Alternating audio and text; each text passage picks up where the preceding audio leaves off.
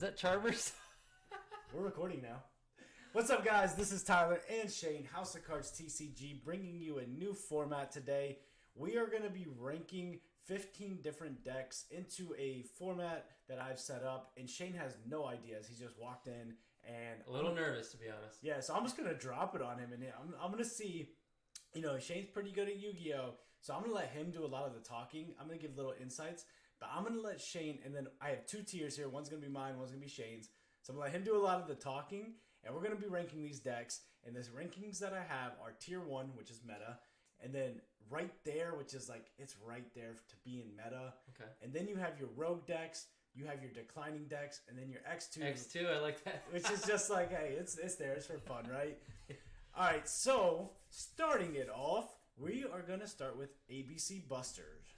ABC Buster. I think that's going to be X2 based on the current Union carrier hit. They're kind of back to the drawing board. It's a tough spot they're in. It seems like every Banlist they get hit more and more, and they innovate and come with a new new way to play the game, and then Konami stabs them in the back. So. Okay, so you're going X2 on this deck? Yeah, I'd be thrilled if I'm playing an ABC deck at locals. Thrilled. Really? Yeah. Okay, so you haven't seen the rebuild deck, have you? I would love to see it. Oh, man. I'm going Rogue. Rogue? It's not even on declining.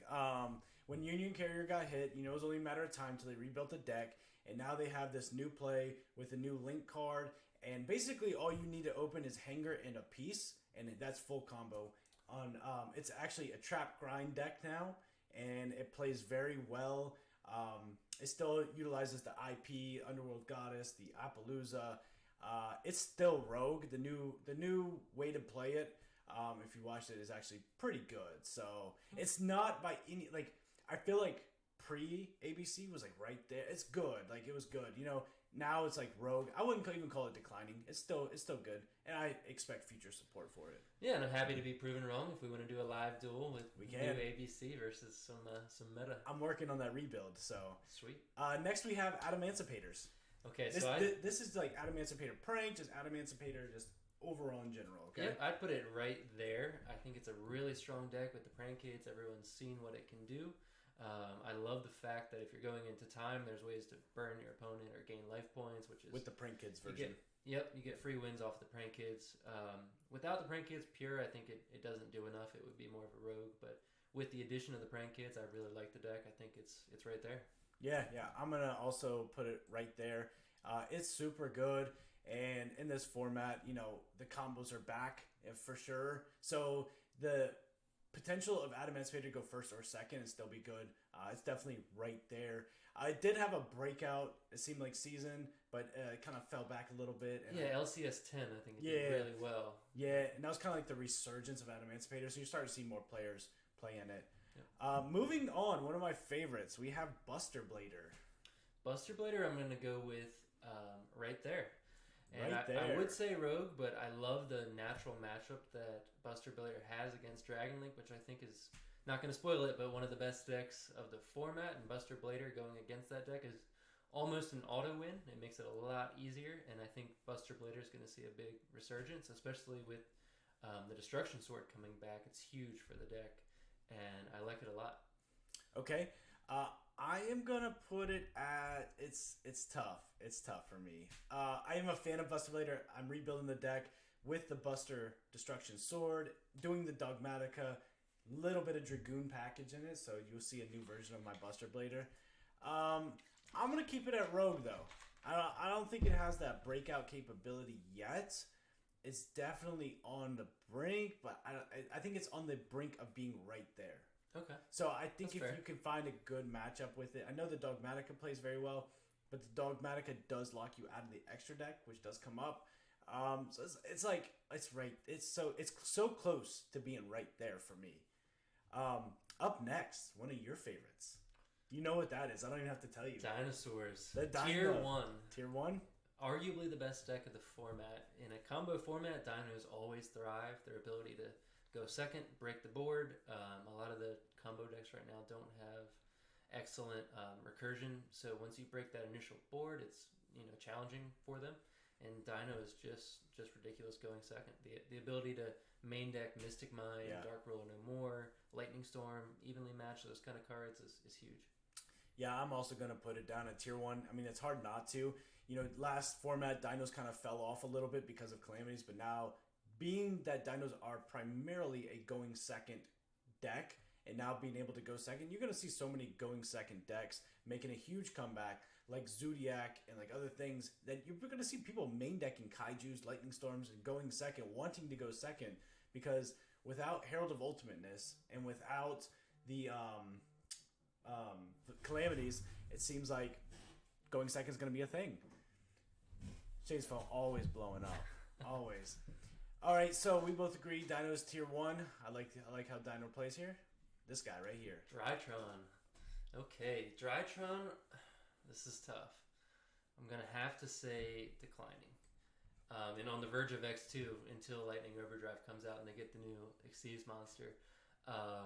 Declining because there are some innovations with the Revendread build. There's a build that MST-TV just put out. It has Herald of Perfection. It has pre-preparational rights. I really like it. It's just really bricky, and it's really inconsistent, vulnerable to hand traps until this new Xyz monster comes out.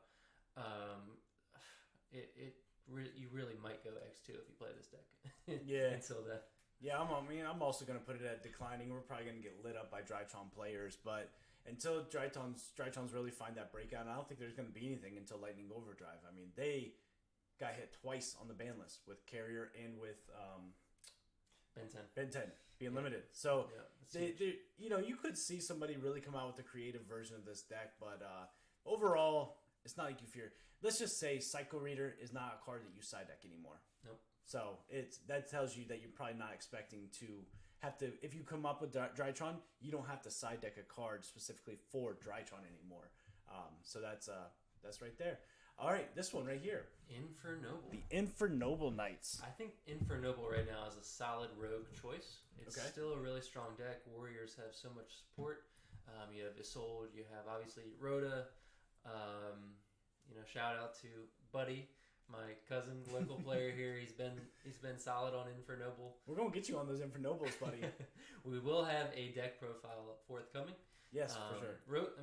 Infernobles is just still strong. It's not a tier 1 right there. I think it's still, just kind of missing that blowout card like it used to have with the hand rip spell card. The smoke grenade. Yeah. Infernoble. I'm gonna go rogue on that. Don't kill me, buddy. It is a rogue deck. It's still very good. It's hard to beat over Infernoble if you can't stop them. If they go full combo, it's hard to stop that deck in all reality. But I think it's still a rogue. There's just too many things to stop it, to be honest with you. And one hand trap at the right spot, you can actually pretty much close that up. It does still have the ability to look at your hand, though, with the Neo Space into the Aqua Dolphin. So that's a pretty cool thing with them. Even though they lost Smoke Grenade, they've resurged this with Aqua Dolphin. It's kind of funny, but remember that time that Buddy actually won against me off Aqua Dolphin because I lost 500. And it was tied. Right at the end. Yeah. It happened to you too? It happened to me too. Yeah, that's one of those things. Okay, we have... my favorite Alistair the Invoker. So this isn't Shaddolls. This is, for me, we're talking... More like an Invoked Dogmatica, yep. I'm going to go tier 1 Invoked Dogmatica. I think it's arguably the strongest control deck of the format. Yep. The recursion that you get with the Alistair the Invoker, bringing it back to your hand at the end of the turn, setting you up with a Macabre.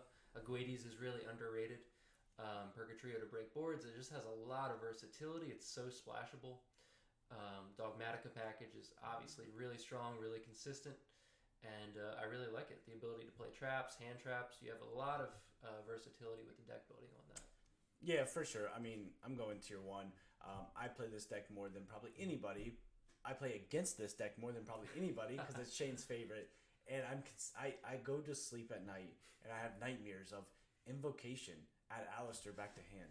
Invocation at Alistair back to hand. That is a broken just hand loop. And it's annoying. Here at House of Cards TCG. It's annoying. So Invoked Dogmatica back on top tier 1. I would say last format they kind of fell off the top, but then the format before they were top tier 1, so it's nice to see them back on top again. Yep. This one I threw in here as a shout out to somebody that we play a lot with. I did it for you. You know who you are. Madolche's. Derek, I'm talking to you. Madolche's is going to be X2. Ooh. You remember that. It's not a bad deck going second. You know, it has some versatility. It just doesn't do enough in this format. There's just so many more advanced decks. Yeah, what do you think? I'm going to go Rogue. Wow. Going Rogue with Madolche. I actually think that Madolche might see a resurgence coming back. Tiramisu's a good card, man. It shuffles all your cards back from the field. It's a going second deck, and now going second is prominent, and it can be done, and it can literally finish you in one turn. Yeah. So I think you're going to see Madolches being played more, and I think you're going to see a lot more players that are going to be pushing Madolches because literally, if you break in your hand and you don't do anything, Madolches can then finish you, and that's the end. Yeah, maybe we'll have to get some sort of deck profile for the channel. Yeah. So I think Madolches are going to jump up to Rogue. I would have put them at X2, but I think with the going second, they can really build their deck for going second. And again, if you don't do anything and they hand trap you or whatever it may be, you're done. They finish you game. So that's that. We got Phantom Knights next. Phantom Knights. Phantom Knights. I'm gonna put Phantom Knights at right there. I think it is a really strong deck. It's probably on the border of right there in Rogue. It has a lot of really good graveyard effects. I really like the deck. I think it's good. When I was playing Drytron last format, I got beat pretty handily by a Phantom Knights player, and I was impressed. I haven't toyed around with the deck too much lately. I haven't seen it a lot, so I can't give the most intelligent analysis. Maybe Tyler can break it down a little bit more. Yeah, so I'm actually working on building this deck. I'm going right there. Phantom Knights is a really good deck. The way that it sets up its combo and its negations is actually insane. The fact that you could get Appaloosa and other negates on the board with Fogblade and Phantom Knights is really strong, so expect to be having matchups against that as I work on that. Yeah. And there's so many different variants of Phantom Knights. You can go add the Mech Knights. You can add different the Burning Abyss cards can go in there. So it's a really good deck, and if it has somebody that can really knows what they're doing with the deck, there's so much interaction with banishing from the graveyard, adding special summoning. I mean, it's a very intricate deck. It's like Dragon Link a lot. Yeah. And you got to really know what you're doing. And so Phantom Knights, I'm gonna put right there. It's very close. Looking at this list, I definitely forgot to mention one, which I forgot to add here, which is Eldlich. I think we're going to put it top tier 1. Yep, Eldlich. Yeah, let's just dive into Eldlich right now and pretend it's on screen. I think with the Zoodiac Eldlich, I think it's definitely tier 1, arguably one of the best decks of the format. It didn't get hit at all on the ban list, and it was already really good.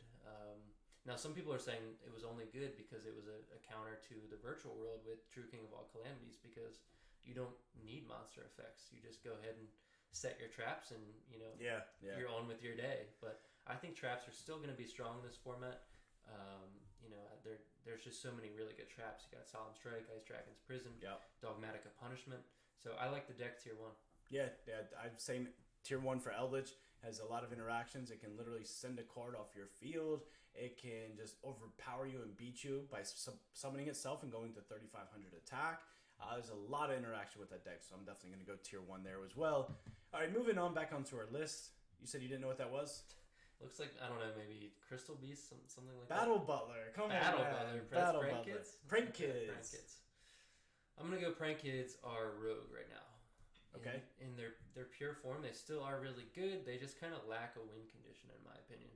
They're able to flood the board. They can do a lot, and the combos may go on for 10 minutes, and it might seem like they're doing a lot, but when you break it down, the deck it doesn't have a clear, easy win condition, in my opinion, and it flat out loses to any invoked build that can go into Purgatrio and inflict the piercing battle damage on all of them. You can basically OTK. So it's a bad matchup against a lot of the meta right now. So I'm gonna go Rogue. Yeah, I'm also gonna go Rogue. The big thing with Prank Kids was they were winning in time, and now with all the online play and not so many remote or live duels, that was Prank Kids kind of thing. It's annoying to play against them, to be honest. It's just a Rogue deck. It's there. Please stop playing Prank Kids, though.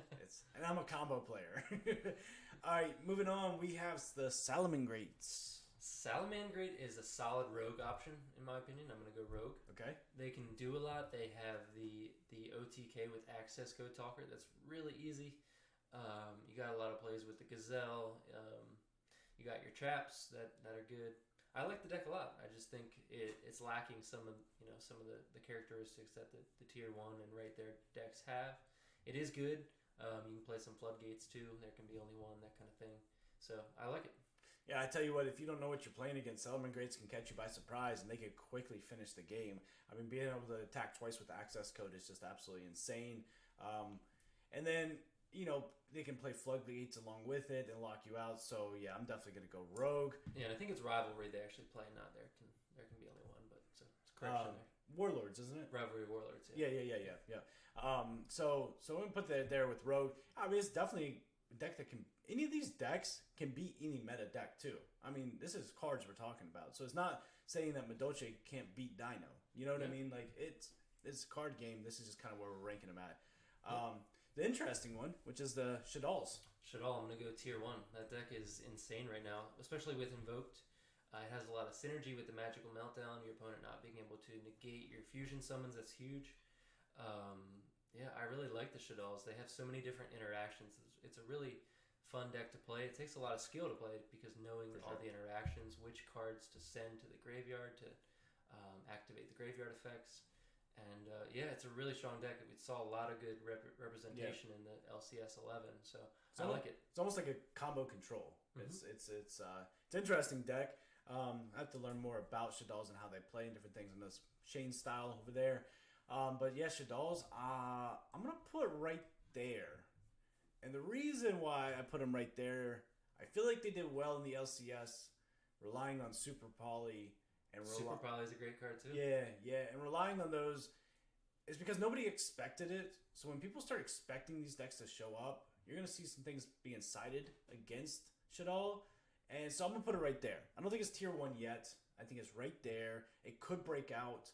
But I think it was the surprise of Shaddolls that hit the LCS that made him perform very well. I think if you really...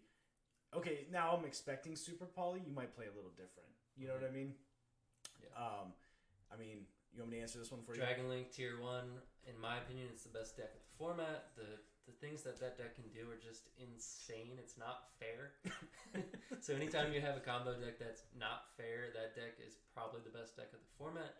Yeah. It's just so versatile. It's really hard to even brick with this deck. And then the addition of the Dragon Maid gives you a trap card, so you can play around Dark Ruler. You can bounce something still with the trap card. Yeah. I like it a lot. It was funny. Shane and I were playing yesterday. I was getting back Dragon Link because I want to get a profile drop, so I got to relearn the not relearn, but just crisp my combos up. And I think you hand trapped me 3 times. There was a Gamma, a Nib, and an Ash, and I still comboed. You're still able to play through it somehow. It's insane. So broken. Yeah. So Dragon Link not getting hit on the Banlist literally at all, and actually, in some people's opinion, being helped with the Buster Whelp, which is just. Nobody plays that build, honestly. You play that build if you don't. If you can't afford the Dragon Maid package, you may play that build.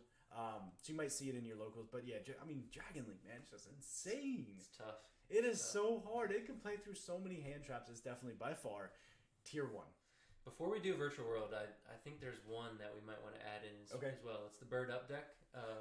You're right. The Tri-Brigade. It was supposed to be added. I had it added and I messed. Okay, you're right. So I'm gonna put Tri-Brigade in tier 1. Tier 1. For sure. I think it's a really solid deck. I was so surprised that I didn't see a ton of play in the LCS, LCS 11, but I think it's just a really strong deck that can get out the Floodgate, the Barrier Statue, and make it tough for any of the other decks to play if they go first. Yeah, you know that a deck is good when people start siding specifically for a deck. Yep. Like the Wind Kaiju that everybody's starting to play now. It's like, why the Wind Kaiju? It has so much attack. Why not play Gamma Seal?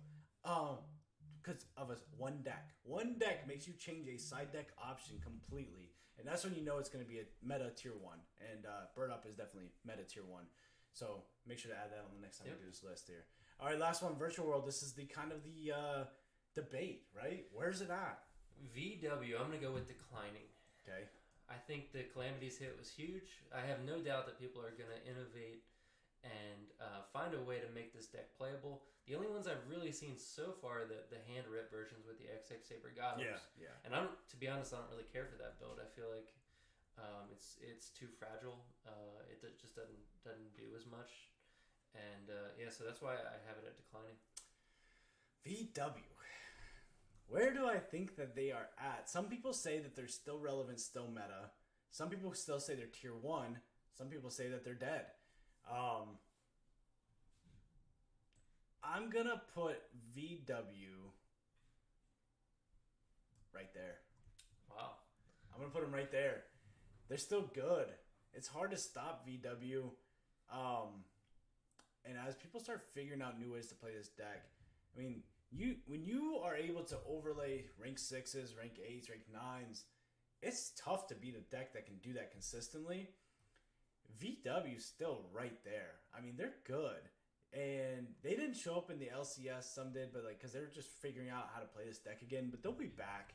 They're not done. So I don't know, right there though, it seems a little high for a deck that did nothing and lost their best card. They're right there. We're gonna go back to this video at the next LCS. Tyler's way too friendly with no X2s on his board. No X2s. You gotta hurt some feelings once in a while, Tyler. Let me see here. Well, I don't know what I would put. Maybe I'll add some more decks and we'll do a longer video here. But all right, guys, we have ranked these decks, and that's where we think they are. Let us know what your thoughts are on these decks, and I'll make sure next time to add this different decks in and keep the list going. So, words to say goodbye to? No, let us know down below what you think, if there's any major changes you would make. And the other thing, make sure you subscribe to the channel. It really does help us out a lot. We appreciate it so much. And this is Shane from House of Cards TCG. And Tyler? Signing out. Signing out.